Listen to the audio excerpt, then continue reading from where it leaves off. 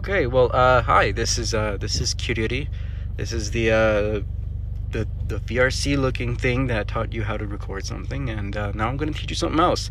This is completely unrelated to my last how-to video, but my last how-to video did good regardless.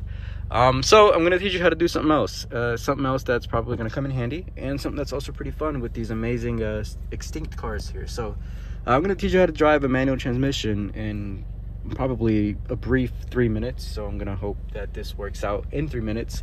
If you want more in detail how to do certain things, like how to clutch kick, how to fucking heel toe, and how to downshift, this is not the video. I'm just gonna teach you how to go, you know, how to go, not do that. Okay, please don't go over shit. Make sure you drive safely, okay? But basically, here we go. So here's your feet, right? And this is your clutch, this is your brake, which I'm holding on to right now, and this is your gas right there to your right. Basically, this is your clutch. This is what allows you to pretty much insert any of these gears. And these gears are really, I like to kind of consider these for certain speeds. So if you're going 1, it really only lasts you from 1k RPM to 2 RPM.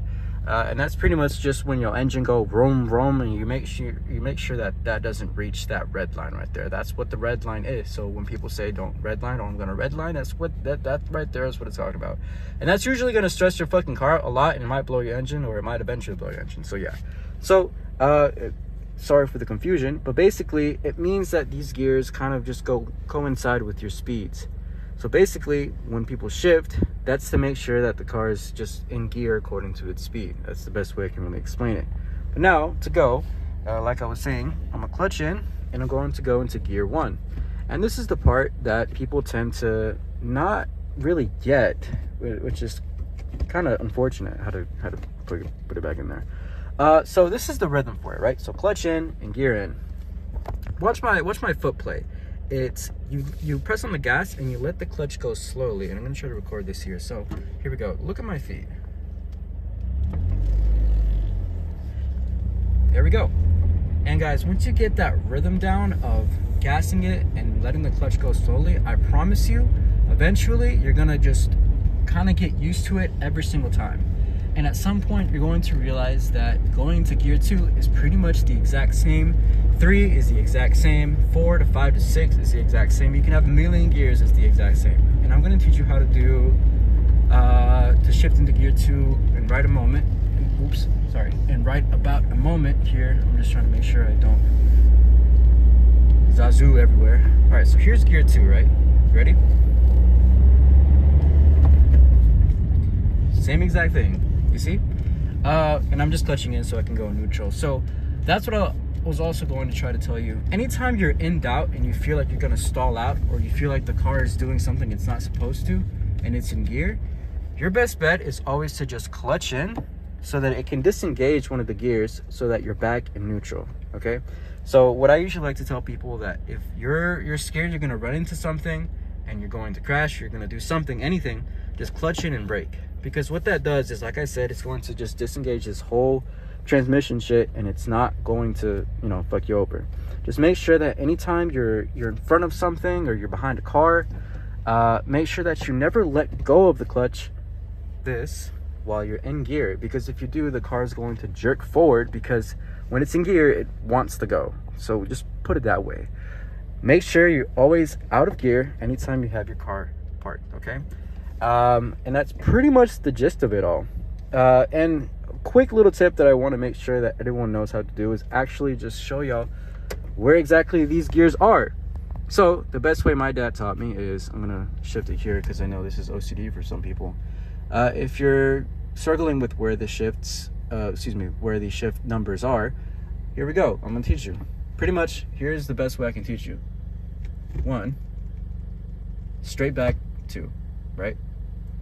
And then for 3, pretty much just let it go back into neutral, which is going to set it back to the center. From the center, from neutral, is always going to be straight up for 3. And guess where 4 is? Straight back. Number 5, right. Number 5, and then straight back to 6.